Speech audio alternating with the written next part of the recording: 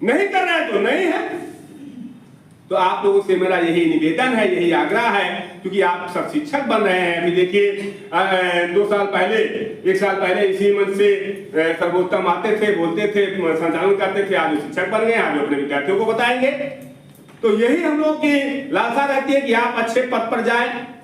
आप जहां जाएंगे, यहाँ का आसपास का कोई विद्यालय ऐसा नहीं जहां हम लोग का पढ़ाया हो कोई विद्यार्थी मास्टर ना हो, तो हम लोग को भी खुशी होती है। जब हमारा हमको गर्व होता है कि जब हमारा विद्यार्थी कहीं अच्छे पद पर पहुंचता है। अब आप जाकर के बाहर मूंगफली बेचिएगा तो हमको खुशी होगी? नहीं खुशी होगी कि हमको सस्ता देगा कुछ नहीं। जब आप अच्छा बनिएगा, अच्छे अध्यापक बन के अच्छे संस्थान में रहिएगा तो हम लोगों को भी खुशी होगी। तो मेरा आपको यही आदेश, आदेश, उपदेश, निर्देश जो चाहिए आप समझ लीजिए कि अपने दायित्वों का निर्वहन निष्ठा और ईमानदारी से करें, बाकी सारी चीजें अपने आप आ जाएंगी। यही स्वामी विवेकानंद के लिए सच्ची श्रद्धांजलि होगी। इन शब्दों के साथ मैं अपनी वाणी को विराम देता हूँ। बहुत बहुत धन्यवाद। Thank you sir. Now I would like to call principal sir on the podium. So give a huge round of applause for principal.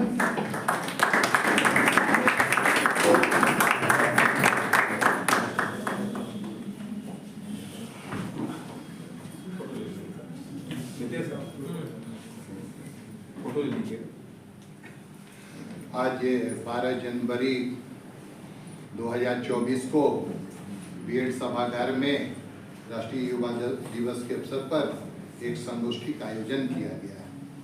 जिस संगोष्ठी का मुख्य विषय है वर्तमान परिप्रेक्ष्य में विवेकानंद के विचारों की प्रासंगिकता। तो अभी तो सारे लोगों ने विवेकानंद के बारे में बताया, उनकी जीवनी के बारे में बताया, लेकिन अभी 2 मिनट पहले मेरे मन में विचार आया कि सबका निचोड़ मैं देखूं क्या है।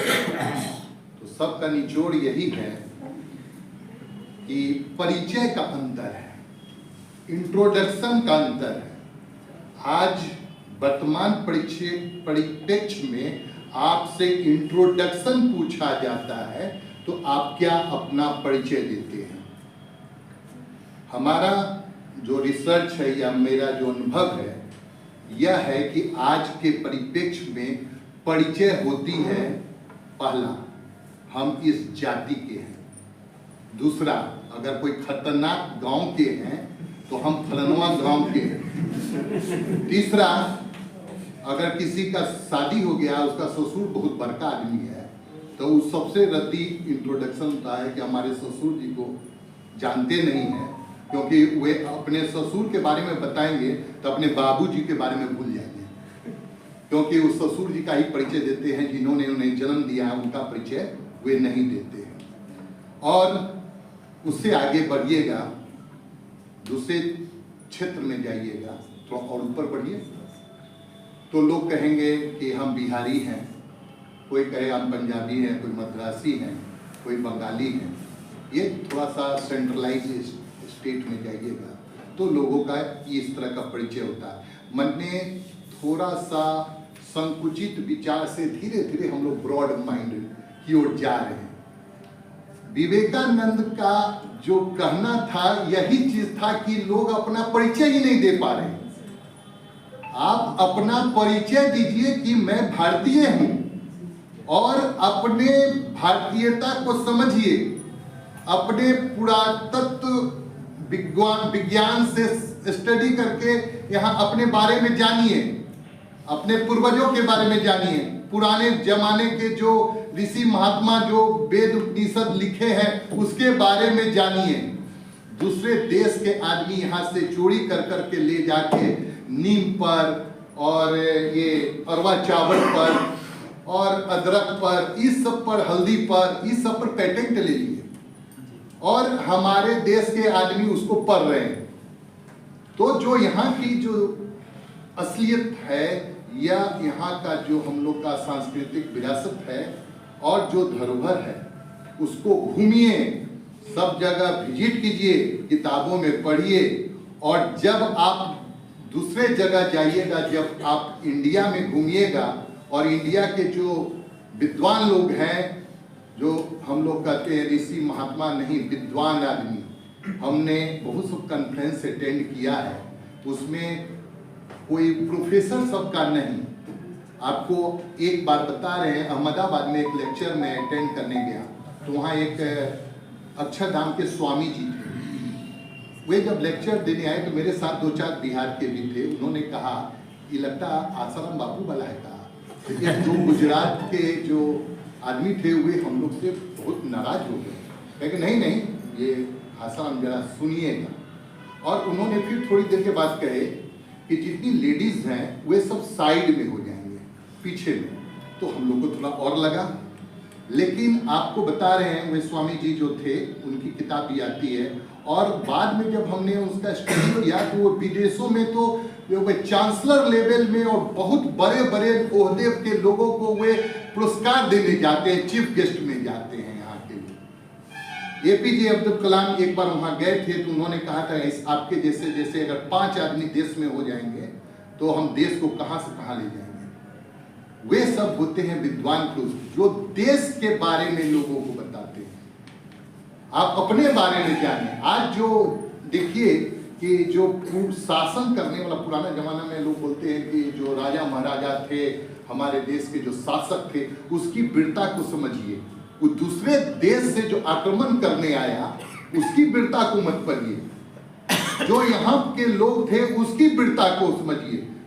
राणा प्रताप के बारे में समझिए, अरे उनका वे तलवार का वेट के बारे में समझिए।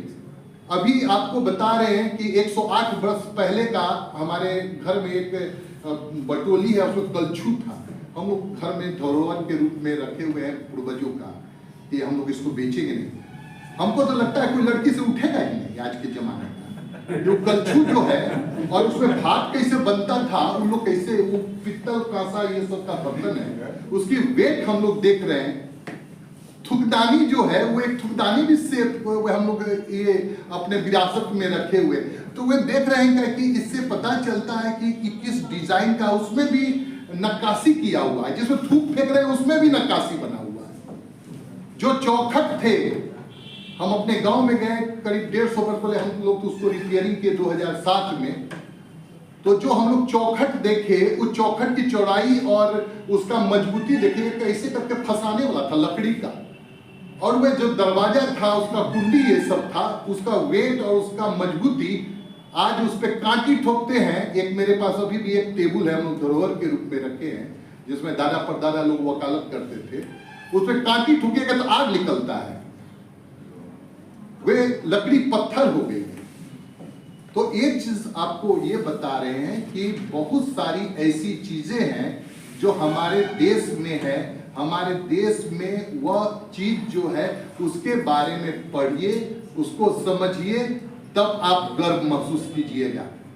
विदेश में जाइएगा तो पहले लोग क्या करते थे, विदेशी सब आते थे तो भिखमंगा का फोटो खींच के ले जाते थे, और वे लोग किताब में छापते थे कि इंडिया में ऐसे ऐसे गरीब लोग हैं जो वे भीख मांगते हैं रोड पर, चुना हुआ जो कबाड़ में घुस के बैठ के वे लोग हैं ना वहां से अन्न चावल लेके और उसको खा रहे हैं, झूठा खाना खा रहे हैं। तो यहाँ की छवि दूसरी जगह क्या होती होगी। लेकिन एक चीज बता रहे हैं, लोगों ने यहाँ की संस्कृति को छुपाया, इतिहास लिखने वाले ने छुपाया। जो लोग अच्छे विद्वान लोग थे उन लोगों का जो सम्मान होना चाहिए वह सम्मान नहीं मिला। और आज के समय में जब हम लोग बात करते हैं स्वामी विवेकानंद जी का, तो अभी लोग बोल रहे हैं कि स्वामी विवेकानंद जी का आप जन्मदिन मनाइए। लेकिन स्वामी विवेकानंद क्या, आप अगर हिंदू हैं तो किसने के घर में वेद उपनिषद और हमको लगता है हनुमानो चालीसा होगा कि नहीं होगा। अभी हनुमान चालीसा ज्यादा प्रचार हो रहा है, इसलिए हनुमान चालीसा तक मान सकते हैं, लेकिन रामायण महाभारत को रखना ही नहीं तो घरे में महाभारत हो जाएगा। तो एक चीज आपको बता रहे, ऐसे तरह के बहुत कंट्रोवर्सी पैदा किए गए। गीता जो है, छोटी वाली गीता को लग के पढ़िए। अगर जिस दिन गीता का उपदेश को आप समझ जाइएगा, वो दिन जिंदगी का वे ऑफ लाइफ सीख जाइएगा, ट्रूथ ऑफ लाइफ सीख जाइएगा।